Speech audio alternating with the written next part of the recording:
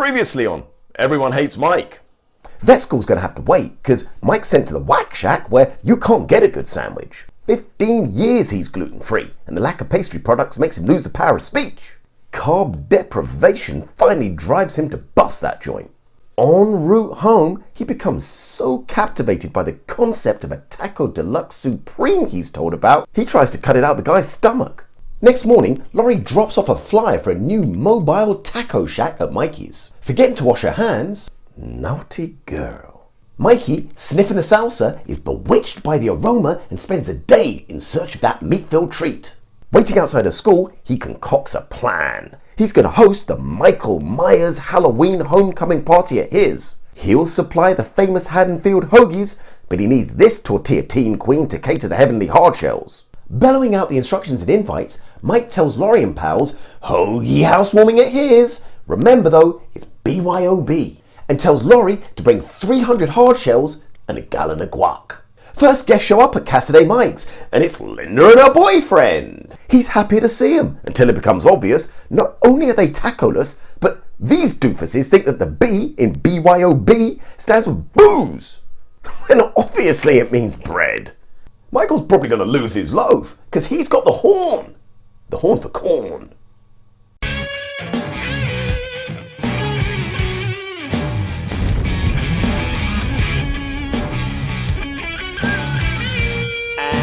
Cut! Let's go again. Michael follows the boyfriend down the stairs and then waits for him to return, springing out of the shadows.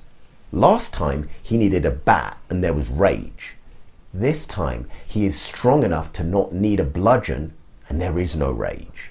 He dominates him in size and stature. This is more like a trophy hung on a wall. The solution was always going to be death for disrespecting his house. But he's interested in the symmetry of his handiwork. It's like a handyman judging whether he's hung a picture straight. Satisfied, he takes the costume that the boyfriend has made. In the same way that he caressed Judith, perhaps he can have more success with this girl. She greets him with a smile and an openness, baring her breasts to him. But her tone rapidly changes to insistent and entitled, demanding her beers. She's in his house. Then she insults him, calling him an asshole. He offers the beers, but she continues to insult him, calling him a dipshit and a jerk. This is reminiscent of how everyone except for his mother and Boo has treated him. Demanding, insults, hostility. And as she continues to insult him with her back to him, he grabs her throat and squeezes. This shuts her up. He tightens his grip because this is how he controls her. Only now, as he's choking the life out of her, does she give him the respect he deserves. There's no distinction for him between sex and violence. He doesn't want to stab her like Judith. He's holding and controlling her, as her boyfriend did only minutes before. He's holding her and he's reacting to him like she did with her boyfriend. His breathing is rhythmic, labored, like he's having sex. She said she wanted to have sex with him on the street. This is his version. He carries her gently as a hero carries a sleeping beauty to her bed. He returns to Boo's new home. He witnesses Boo and her new mum partaking in Halloween togetherness, giving treats. This is what he wished his mum would have done with him, and he sees the warmth of their interaction, creating a jealousy. He then sees the father come out onto the stoop. This is the happy 3-person family that Michael wished for when he sat on the stoop 15 years earlier with Boo waiting for his mum.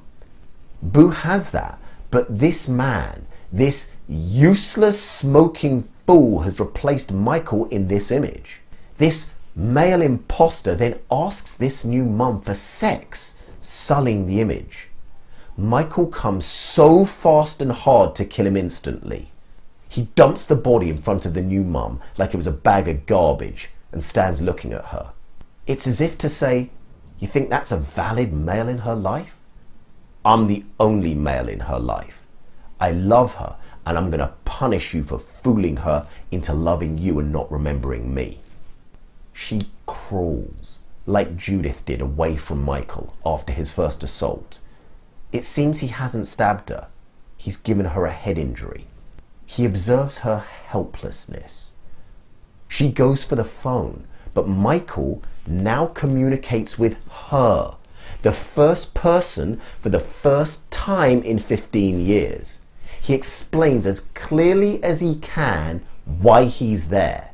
He's there for his sister, and this woman becomes possessive over her. Having stolen her and brainwashed her so she's forgotten Michael, she pushes the picture out of his hand so it smashes and says, "No, you leave my baby alone." Michael smashes her through a glass coffee table just as she smashed glass over the image of Boo. 15 years ago on Halloween night, he noticed the prettiness of his mum's curly hair.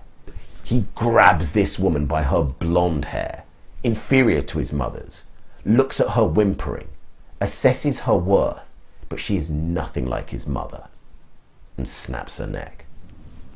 Michael stands looming in the background behind Lindsay, the young girl. He watches her. There's no need to kill her. She offers no threat to him sexually and hasn't wronged him. However, her babysitter is Anna, and revenge must be exacted on her. Although Michael is outside the house where Boo babysits, he will take care of Anna first because she insulted him too in front of his baby sister. He listens in the shadows as Anna controls the sexual encounter with her boyfriend. Insults abound, and Anna tells her boyfriend what to say, and he complies. She holds all the power. This girl tried to goad him from across the street. She openly tried to humiliate, scare, and threaten him with her confrontational confidence and her father's authority. He shows her exactly how insignificant she is. While she can control this boy with her words, Michael doesn't need words. Words are weak. Michael shows her the power of action. Michael grabs him, heaves him off her, stabs him, and tosses him. Michael shows that he can get him to do what he wants too. As Anna tries to escape, he pulls her back in. Where's her confidence now?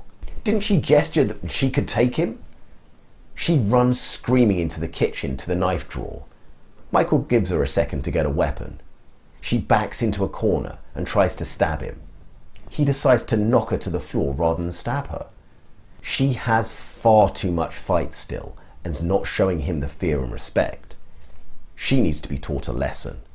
He stands over her and follows her slowly as she tries to crawl away as Judith did. He then grabs her leg and drags her backward on her belly. He can hear how her cries are now helpless. Michael then proceeds to beat her, but he makes sure he doesn't kill her. He wants to obliterate the confidence and power that challenged him. Boo brings Lindsay back to her house and is met by Anna's boyfriend hanging from the stair with a pumpkin for a face and Anna lying beaten on the floor. Fear stops her revealing that Michael is still in the house. Anna is getting closer to the state that he wants her. Michael stands over her while Laurie is in the next room. The fact she stays silent is the proof he needs that he now controls her. Now his presence is sufficiently intimidating to silence her. There's no need to take her life. He again observes his handiwork of the displayed trophy boyfriend. Killing and displaying both of them at his eye height shows what they would have to do to reach his stature. He has humiliated this one by covering his head with a pumpkin to show Anna how truly pathetic her male choice is. He then pushes him and watches him swing. Michael again demonstrates that his action creates a reaction. Michael controls everything. Michael also lets Boo call the police. He didn't let the fake mum call the police, but he wants the sheriff to know what he's done. Anna threatened him with the sheriff. The sheriff can now witness what Michael is capable of with the impudent girl that he raised. Michael is upset by Boo's reference to Anna as baby and her care for her. He feels that jealousy again. He grabs her and spins her around to reveal himself, but she runs away. His kid's sister runs away from him. That hurts. He pursues her, irritated that she isn't embracing him. He walks after her. Why is she running from him? He needs to explain to her. He needs to show her. But she locks the door on him. Why is she putting up barriers to him? He simply breaks it down. Doesn't she recognize her brother? Doesn't she know that he loves her? Michael hears the authorities arrive. They're interrupting his reunion. He kills them for this interruption. They've come to this house when the call was made from the house across the road. This is more incompetence that needs to be punished. He can easily break down the door. A lock can't stop him.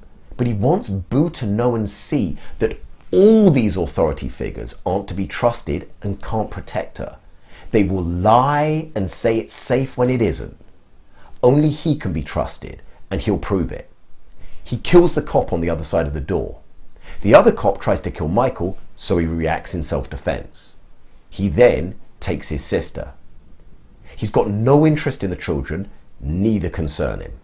He carries his sister away into the night, the rescuer carrying his baby sister away from all this bad influence. Boo awakens back at their family home in the boiler room of the basement with Linda lying dead and Judith's tombstone at her head. Michael enters. Surely Boo recognizes him now, but she still doesn't. She doesn't know him. His identity and connection to her is still veiled to her. She asks him not to hurt her, and he communicates with her as clearly as he can. He drops the knife. He then kneels in front of her, defenseless, and takes the picture he has treasured and carefully maintained for 15 years. This was his plan. But she doesn't understand him. He just keeps the picture in front of her and offers it. It's so obvious to him. It goes without saying. He has set her back up in their old house with a representation of Judith so they can be a family. And finally, he removes the mask. His baby sister has always loved him for who he is. He took off that mask to kiss her on Halloween night. He removes the mask that has contained his ugliness, that has protected him and hidden who he was. He lays himself fully vulnerable to his baby sister that he adores and would do anything for, hoping that she will love him for him. She says that she wants to help him, but doesn't understand and doesn't know how. And then, in an act of utter betrayal, like Michael has experienced all his life, she insults him and stabs him. Michael lies there in the fetal position, stunned and horrified at how Boo could do this to him. How could she turn on him like this? He removes the knife from his chest and redons the mask. It confirms to him that his ugliness, his darkness was too much for her to take, and he will never expose it to her again. And Michael comes after her again as she tries to escape. He needs her to understand him and love him. She runs away and falls into an empty swimming pool. Their empty swimming pool. Perhaps the family used to have fun times in the summer in that pool when his dad was still alive. She is trapped in that pool like Elvis, his pet rat, in that cage. Perhaps he wrestles with the thoughts that you can kill what you love. That doesn't mean you don't love it. Is she better dead or alive? He considers this. Loomis arrives to interrupt his thinking. Loomis thinks that he holds some power over Michael. Loomis isn't his friend and doesn't understand him. He's never understood him. He ignores Loomis. Michael continues towards Boo. It's his kid sister. He's never wanted to hurt her, and he'll show Loomis how he has misjudged him. Loomis shoots Michael 3 times. Loomis shows exactly what help he is and whose side he's on. You don't shoot your best friend. Loomis is a liar. He's always been a liar, and now he's revealed his true colours. Michael wants nothing to do with Loomis. He could kill Loomis, but he breaks the car window on the passenger side and takes Boo. She is his sister. Loomis has no right to take her from him. Loomis tells him to stop and says it's not her fault. Loomis still doesn't understand Michael, even when Michael has shown that he doesn't want to kill her. Michael puts his arm around Boo to protect her from Loomis. His height means that his arm goes round her neck, and Loomis asks him to let her go and that he failed Michael. Michael realizes in that moment that this is in fact true, and he lets Boo go to deal with Loomis. All of Michael's anger and rage for 15 years of being misunderstood and imprisoned because of this man. He grabs his head and presses into his eyes, the same eyes that Loomis connected to Satan. Michael is strong enough to push his thumbs through his eyes and crush his skull. Michael can destroy him, but he doesn't. Loomis hasn't insulted or belittled Michael. Michael applies enough pressure to his skull to make Loomis fall unconscious. This is the breakthrough moment and writes a new possibility. He shows mercy to Loomis. Killing was not his solution. He then drags him upstairs and leaves him unharmed. Michael now needs to find Boo again, who's hiding from him. He draws the knife because the knife is an extension of him. He angrily destroys the wall to find where she's hiding. He's hurt by the way Boo has acted towards him. He has done her no harm. He's done his best to protect her, and she continues to want nothing to do with him. As he walks past Loomis, Loomis tries to stop him reconnecting with Boo. Michael is armed with a knife, but again he proves he doesn't want to kill Loomis. He simply keeps walking forward. Michael is not a random, mindless killing machine. He is killing for very precise reasons along a code. And he's demonstrating that being armed with the knife doesn't mean he'll use it. He detects that Boo's in the ceiling rafters with a gun. He can't go up there as he fears she will shoot him. So he needs to destabilize the ceiling so she falls through, and uses a plank of wood to destroy the ceiling to flush her out. She falls through but has the gun still in her hand. Michael stands in the doorway, her older brother, showing he's not scared of her just because she has a gun. In the same way, she doesn't have to fear him because he has a plank. She points the gun at Michael, and with no other option, he drops the plank and rushes her, pushing them both through the window, twisting in midair so she lands on him to break her fall. He saved her. He has escaped the negative loop of thinking that created the first Halloween. He's realized that killing is not the only solution and has done everything he can to convince her that he doesn't want to kill her. And as that Halloween 15 years ago marked the beginning of his ultimate devolution, he takes one last step of evolution. He lays in the crucifix position, having again exposed himself completely bare and vulnerable and accepting of his fate. He will sacrifice himself if that's what it takes for her to love him. She straddles him, pulling the trigger multiple times, but there are no bullets. Her intention is clear, and he truly understands her intention. He killed his sister. His sister will kill him. Perhaps this will help her remember him.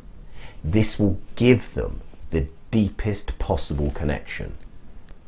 Perhaps he thinks she will show her love for him by killing him. As she holds the gun over him, hesitating, he grabs her hand to steady her aim, and she fires. She screams. like she did as a baby. Why do we fear? Because that emotion helps us to learn if we let it. Halloween is the time of year where we remember what we need to fear, what is dangerous. Rob Zombie's version tells me that from Micheals' perspective, lack of communication is what needs to be feared. When you stop talking, you stop growing. You swirl in your own thoughts and views and close off to external influences that can lead you to destructive places. Micheals stopped talking and stopped evolving, running the same cyclical thoughts in his mind for 15 years. This leaves him with few options for healthy solutions. This forces us into victim thinking because every pinprick is magnified to the level of a mortal wound because we haven't healed from the wounds of life. We have no emotional immunity to the hurt of the world. This is why it's so important to talk to evolve your thinking. Discourse and sharing of thoughts prevents stagnation. Echo chambers are dangerous. Closing off your mind to the view of others is harmful to you, which will eventually harm others. As a 10-year-old, Michael can't control his chaotic environment. In realizing that he can feel complete control through deciding life and death of animals, he extrapolates that to gain control in all aspects of his life. The emotional fuel for these acts is the anger caused by the hurt he's enduring in his day-to-day life. He used action to solve his problems. That action being killing, because he's told that killing is a viable solution to problem solving, and he gets locked into that thinking for over 15 years. I say Michael is the true victim of Halloween because this isn't Michael's fault. This is the cause and effect of the influences that he had around him. Michael is what we must fear as the worst example of what can happen from being a victim of the environment. But to be the victim of your environment, you have to have the mentality of a victim. And that requires one thing: not taking responsibility for ourselves. What we are, what we do, how we think, and how we communicate. The reason why I suggest Michael might be an anti-hero is because he evolves enough after the emotional pain of being rejected by Boo when she stabs him as he lays there bare. He evolves to a place where he doesn't take vengeance as we might expect. He changes his response. To me, taking responsibility is analyzing your ability to respond. We see him first show mercy to Loomis. This is the beginning of the change. Loomis talks about fault and blame. Michael takes responsibility by changing his ability to respond. His solution was and should be to kill him. He has his hands on his head. And at the finale, he's brave enough to take responsibility with Boo. He doesn't run from the gun, and he doesn't attack with the plank. He makes a change. On the spur of the moment, motivated by love, he tries something new. He relinquishes control and accepts his fate. He grows and evolves. And even if we're to believe that he sat there, inhumanly patient, waiting in that sanatorium for 15 years for this night, I present this thought. Would you be able to endure for 15 years in such a terrible place with such limited interactions, simply holding out hope that you could reunite with your baby sibling who you were taken from 15 years earlier, and that that person might hold the key to your redemption? Hopelessness is the purview of the victim. Nihilism is the domain of the villain. Holding out hope and redemption is normally reserved for the hero or anti-hero. Can Michael be considered an anti-hero? If you're still undecided, this might help you work it out. With all that I've presented, I ask you, Do you now think he killed the patient that was raped?